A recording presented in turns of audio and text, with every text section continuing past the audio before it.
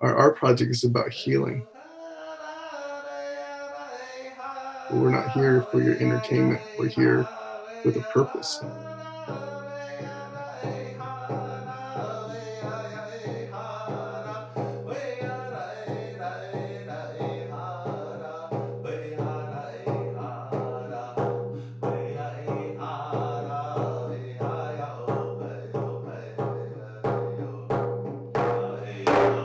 In May, my mom's sister got COVID back on the Navajo Nation, and it was really sad because we couldn't go and visit her, and no one could see her.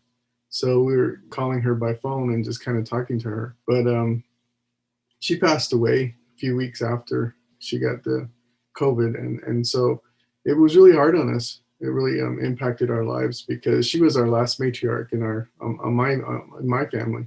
It was also hard too, is because in the Navajo culture we usually bury our family within 4 days, and we weren't able to even get her back into the family until like 2 weeks later. So it kind of, really upset the family and upset everything that we were doing. And on top of that, we were only allowed 8 people at the gravesite. And so we came back from the reservation, came back into Utah. And at that point in time, I just really was really depressed and really feeling sad and lonely because I didn't know what was going to happen.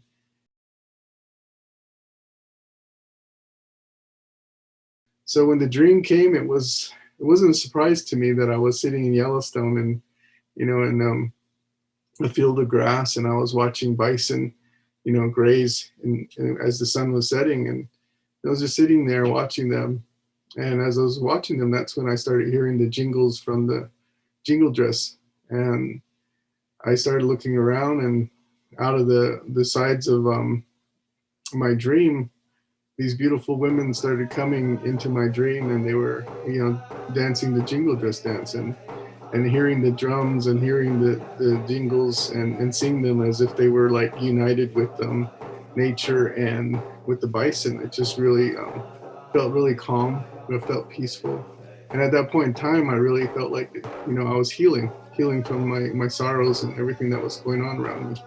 So as I woke up, I told my daughters and my wife, Sharon, and I told them, hey, I had this great dream, and I had to tell them because to me it was something that needed to be told. It was a great dream, and so I told them, and I said to them, I said, wouldn't it be cool to be able to make this reality, to make this come true, especially during this time of COVID, where everybody needs healing and the land needs healing. And the one thing I told the girls when I was telling them the dream is that if we can heal the land, we can heal the people. So on our first photo shoot, we got the 4 girls together. We got the regalia together, and we kind of got our equipment together, and we went out to the Bonneville salt flats here in Utah. It was local, and it wasn't too far away, and we were still trying to experiment on what we wanted to do and how we were going to do it. And so as we went out to the Bonneville salt flats, we kind of just talked and discussed on the way, how we're going to set things up and stuff. But the one thing that was really special about that first photo shoot was the first dance that we did. We had got a local singer here. His name is Brian Jansen, and he recorded a ceremonial jingle dress song for us as a solo song, and that's the song that we take with us everywhere we go to dance and to do our photo shoots. So we started playing it, and the girls started getting in a circle and started performing the jingle dress dance there. And as they were doing that, it was just it just made everything come together. It made everything, the meaning of the dream and the meaning of everything that we were doing during COVID. It just like brought everything together. It was so spiritual. At the end, it was just so, everyone was just really quiet, and my eyes are watery, and I just really felt like, hey, this project needs to happen.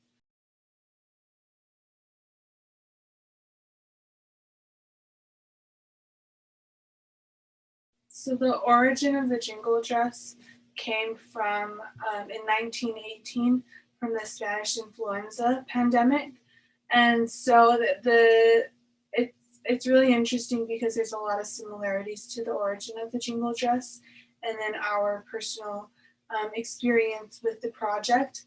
So the idea of the dress came to a father whose daughter was sick with the Spanish flu in a dream, and he dreamt of this dress. He didn't really know what it was, and so then he woke up and told his wife, and then his wife started making 4 dresses for the women in their community to dance in. And then they were dancing, and then by morning, the little girl who was sick, was healed. And so just to know that story is just really impactful, because through this pandemic, through the COVID-19 pandemic, that we are still finding and using the healing powers of the jingle dress to bring hope and unity, and then also to bring prayers to people and trying to heal them.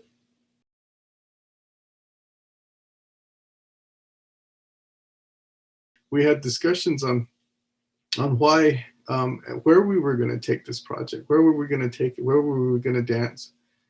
And I told him, I said, a great thing we could do is for Native people, not only the people that are here today, but the people that were our ancestors. I said, we should go to national and state parks to make a statement. I said, because back when colonization started, those were the first lands that were taken, because they had the plush lands. They had, places where water was, and animals and food and stuff that they could do to survive. And so the Native people were pushed off of those lands first. And so I felt like it would make a really huge statement, not only to Native people, but non-Native people, to be able to be in these places, these beautiful places that people hold of high regard, that we can go and be able to do our photo shoots, and then also to heal the land and to dance there.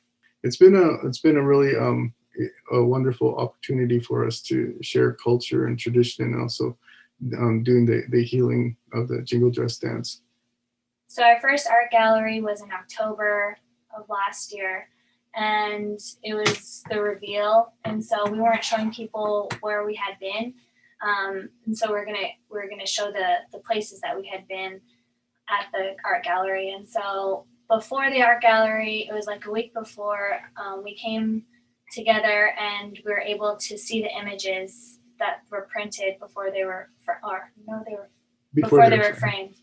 And before then, we hadn't really known what we're doing. We're just kind of hoping they look good, and hopefully we look good. And so we looked at the photos, and they were so good. Like, we were just in shock of how beautiful the image looks. The scenery was gorgeous. We looked great, and just how we were so unified. And I think whatever we were feeling in the location that we were at, like if we were feeling connected to the land, thinking about our ancestors, thinking about our relatives, indigenous communities that have been displaced or whatever, like, you could feel that through the photo. And so I think all 4 of us were in awe of how powerful the images looked. So I thought they were really gorgeous. And then after that, we just continued to take photos. And so it's been kind of, I think since that moment, it's been like a change of mindset for us, because we're kind of like, wow, like, this is a real thing. These are real photos, and we're doing something good. I think for me, the biggest thing is that they have learned to appreciate their culture and their traditions, and this project has given them a great platform to talk about Native issues, other than just the healing power of the jingle dress. It's been able to bring awareness to missing murdered Indigenous women. It's been bring awareness to land reclamation for Native people, and recognizing that we are still here.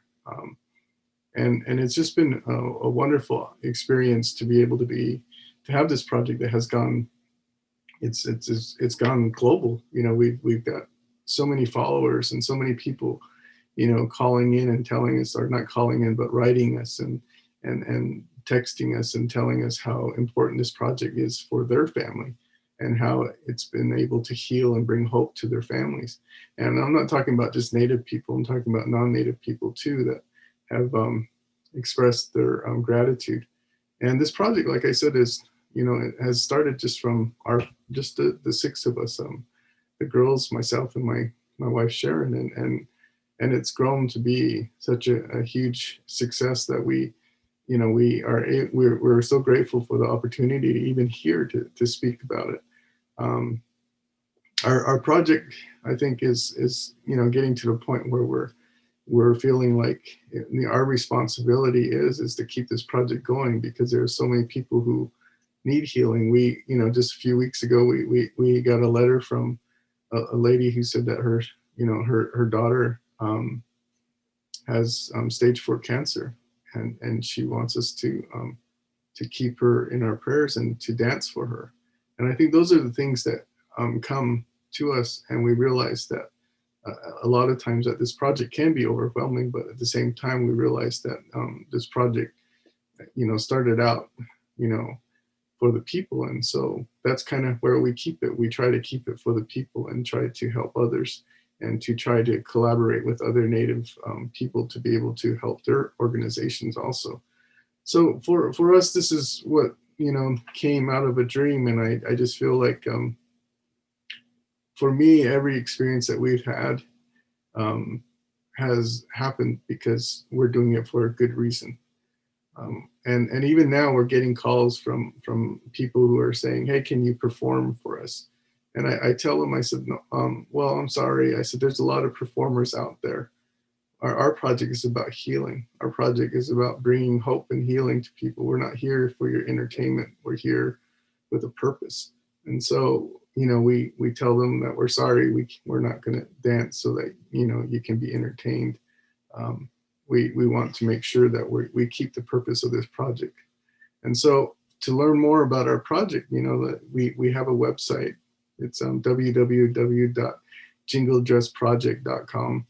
And from there you can see links and stuff for our merchandise and our photos. So 100% of the sales that we do go back into the project to be able to travel. A lot of what we're doing, again, is because of the people and because we want to get this project to as many places as possible. So our dream at this time, we're thinking big, and we've already got invitations to certain areas, and right now we're trying to fulfill those those requests. And one of the big places that we're being requested to come to is Alaska and Hawaii, and the girls also got invited to go into New Zealand. So we're just kind of just taking it day by day and seeing where we go and what we can afford to do. And as we go along, like I said, our motto, on our shirts it says on the back, it says, heal the people, protect the sacred. And that's what we've been trying to do throughout this project, and trying to keep that momentum and trying to keep that good spirit going through the healing power of the jingle dress. And what I love about my culture and the people down on the reservation is that it's a group effort, it's a community effort. It's not a one man for himself. It's definitely a help your community, help your elders, think about others.